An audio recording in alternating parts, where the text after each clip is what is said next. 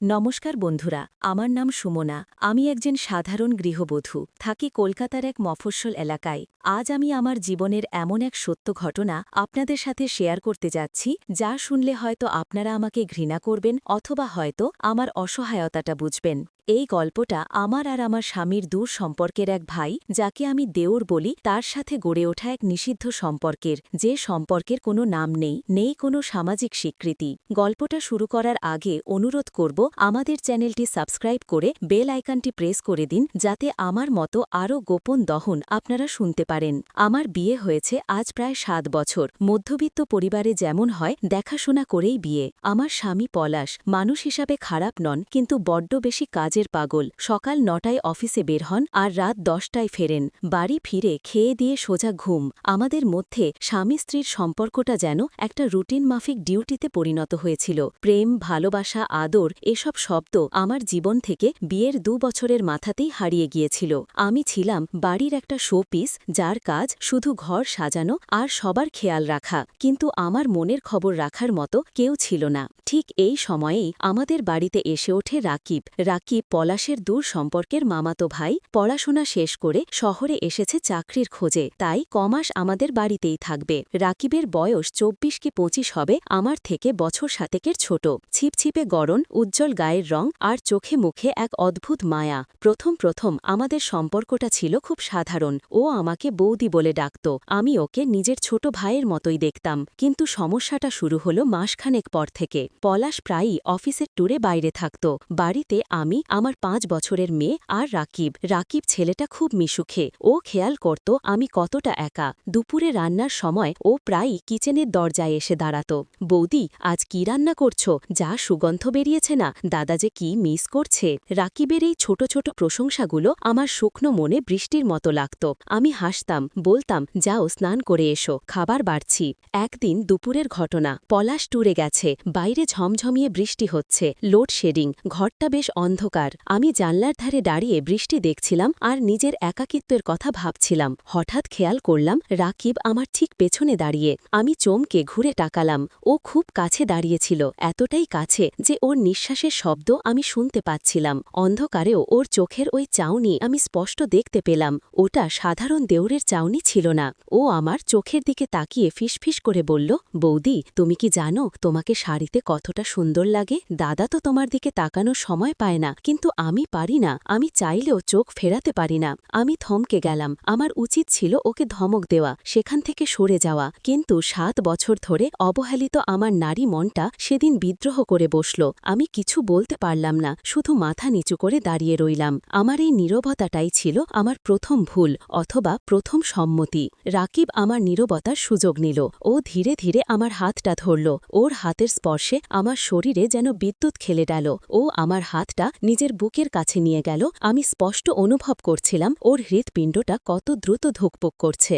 ও বলল, বৌদি, আমি জানি এটা অন্যায়, কিন্তু আমি নিজেকে আটকাতে পারছি না। তোমাকে এভাবে একা দেখতে আমার খুব কষ্ট হয়। সেদিন ওখানেই শেষ হতে পারত, কিন্তু রাকিব খুব চালাক ছিল, অথবা বলা যায় ও আমার ইমোশন নিয়ে খেলতে জানত। এরপর থেকে ও সুযোগ খুঁজত। কখনো খাবার দেওয়ার সময় ইচ্ছে করে আমার হাতে হাত ছোঁয়াত, কখনো শাড়ি পরলে এমনভাবে তাকিয়ে থাকত যে আমার অস্বস্তি হতো, আবার অদ্ভুত এক ভালো লাগা কাজ করত।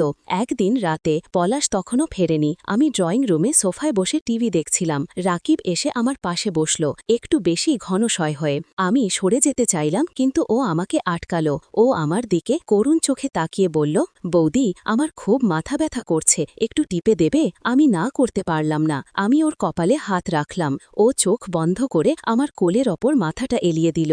আমি ওর চুলে বিলি কেটে দিচ্ছিলাম। হঠাৎ ও আমার হাতটা টেনে নিয়ে নিজের ঠোঁটের কাছে ধরল।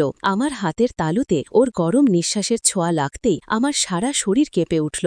আমি হাতটা ছাড়িয়ে নিতে চাইলাম, বললাম, রাকিব, কি করছো? কেউ দেখে ফেলবে। ও ছাড়ল না, উল্টে উঠে বসল এবং আমার খুব কাছে সরে এলো। ওর চোখের দৃষ্টি তখন ঘোলাটে। ও ফিসফিস করে বলল, কেউ দেখবে না বৌদি, আর দেখলেই বা কি? দাদা কি তোমাকে বোঝে? তোমাকে সেই সুখ দেয় যা তোমার প্রাপ্য? এই কথাগুলো আমার মনের দুর্বল জায়গায় আঘাত করল। ও ঠিকই বলছিল। পলাশ আমাকে শুধু প্রয়োজনে কাছে টানে, আর রাকিব ও আমাকে নারী হিসাবে অনুভব করায়। সেদিন আমি আর নিজেকে আটকাতে পারিনি, অথবা বলা যায় আমি চাইনি নিজেকে আটকাতে। রাকিব যখন ওর হাতটা আমার কোমরে রাখল, আমি কোনো বাধা দেইনি। ওর স্পর্শে আমার শরীরের প্রতিটা লোমকূপ দাঁড়িয়ে গিয়েছিল। আমি জানতাম আমি পাপ করছি, কিন্তু সেই মুহূর্তে ওই পাপটাই আমার কাছে অমৃত মনে হচ্ছিল। সেদিন রাতের সেই মুহূর্তটা আমার জীবনের মোড় ঘুরিয়ে দিয়েছিল। রাকিব আমার দিকে এমনভাবে তাকিয়েছিল যেন ও আমাকে গিলে খাবে। ওর ওই ক্ষুধার্ত দৃষ্টি আমার ভেতরকার সুপ্ত বাসনাগুলোকে জাগিয়ে তুলেছিল। ও যখন আলতো করে আমার গালের ওপর হাত রাখল, আমার চোখ আপনা আপনি বন্ধ হয়ে গেল। আমি অনুভব করলাম ওর গরম নিঃশ্বাস আমার কানের কাছে। ও ফিসফিস করে বলল, সুমি, তুমি আমার বৌদি নয়। ও আমাকে নাম ধরে ডাকল। আমি নিজের উপর নিয়ন্ত্রণ হারিয়ে ফেললাম। ওর বলিষ্ঠ দুই হাত যখন আমাকে কাছে টেনে নিল, আমি কোনো প্রতিরোধ করলাম না, বরং আমি ওর বুকে মাথা রেখে নিজের সমর্পণ ঘোষণা করলাম। ও আমাকে জড়িয়ে ধরল। ওর শরীরের উষ্ণতা আমার শাড়ির ভাঁজে ভাঁজে ছড়িয়ে পড়ছিল। ও যখন আমার কাঁধে মুখ গুজে দিল, আমার মনে হলো আমি অবশ হয়ে যাচ্ছি। আমার বুকের ভেতরটা হাঁপড়ের মতো ওঠানামা করছিল। আমি ওর পিঠ খামচে ধরলাম। রাকিবের হাত আমার পিঠের খোলা অংশে বিচরণ করছিল। ওর হাতের ছোঁয়া যেখানে যেখানে লাগছিল সেখানে যেন আগুন জ্বলে উঠছিল। ও আমাকে সোফার সাথে চেপে ধরল, আর আমি মন্ত্রমুগ্ধের মতো ওর প্রতিটি স্পর্শ গ্রহণ করতে থাকলাম। আমাদের ঠোঁট যখন একে অপরের সাথে মিলিত হল, তখন মনে হল পৃথিবীর আর কোনো কিছুর অস্তিত্ব নেই, শুধুই আমরা দুজন আর আমাদের এই নিষিদ্ধ ভালো লাগা। সেই রাতের পর থেকে আমাদের সম্পর্কটা অন্য রূপ নিল। পলাশ বাড়িতে থাকলে আমরা সাধু সেজে থাকতাম, কিন্তু পলাশ বেরোলেই আমরা মেতে উঠতাম আমাদের এই গোপন খেলায়। কিন্তু কিছুদিন যেতেই আমি বুঝতে পারলাম আমি একটা ফাঁদে পা দিয়েছি। আমি যখনই বিবেকের দংশনে এই সম্পর্ক থেকে বেরিয়ে আসতে চাইতাম, রাকিব তখনই ইমোশনাল ব্ল্যাকমেইল শুরু করত। ও বলতো, তুমি যদি আমাকে ছেড়ে দাও, আমি কিন্তু দাদাকে সব বলে দেব, অথবা আমি আত্মহত্যা করব। কখনো বা ও আমার কোনো গোপন মুহূর্তের ছবি দেখিয়ে ভয় দেখাতো, যা ও আমার অজান্তেই তুলে রেখেছিল।